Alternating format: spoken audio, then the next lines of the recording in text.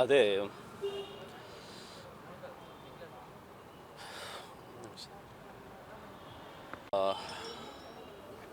Big boss season 7ರಲ್ಲಿ ಜೊತೆಗೆ ಒಂದೇ ಸೀಸನ್ಲಿದ್ದವ್ರು ನಾವು.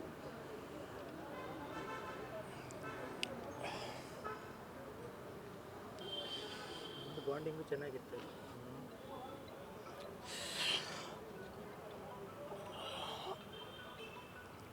ಅದೇ ಕನಸಲ್ಲಿ ನೀವು ಸಿನಿಮಾಕ್ಕೆ ಕರೆದಿರ್ಬೇಕಲ್ಲ.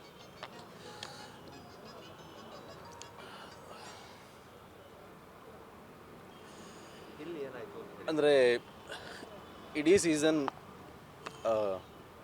ಯಾರೆಲ್ಲ ನಾವೆಲ್ಲ ಭಾಗವಹಿಸಿದ್ರು ಸೀಸನ್ 7ನಲ್ಲಿ ಎಲ್ಲರ ಜೊತೆ ಒಂದು ಬಾಂಡಿಂಗ್ ಇದೆ. ಆ್ಯಂಡ್ ಎಲ್ಲರೂ ಸ್ನೇಹಿತರು.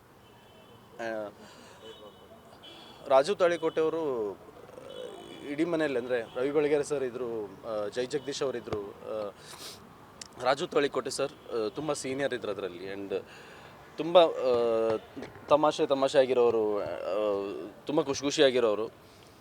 ಅವ್ರನ್ನ ಅವತ್ತಿಂದ ನೋಡಿದಾಗಲಿಂದ ಒಂದು ತುಂಬ ಒಂದು ದೊಡ್ಡ ಆಸೆ ಇತ್ತು ಇವ್ರ ಜೊತೆ ಕೆಲಸ ಮಾಡಬೇಕು ಅಂತ.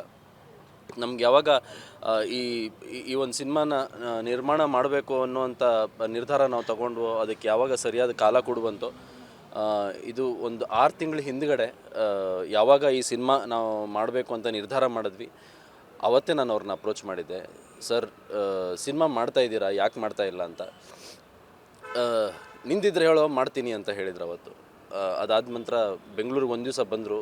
ಅವರು ಇವಾಗ ರಂಗಾಯಣದಲ್ಲಿ ಡೈರೆಕ್ಟರ್ ಆಗಿದ್ದಾರೆ. ಬೆಂಗಳೂರಿಗೆ ಒಂದು ದಿವಸ ಬಂದು ನಮ್ಮ ಇಡೀ ಚಿತ್ರತಂಡನ ಮೀಟ್ ಮಾಡಿಕೊಂಡು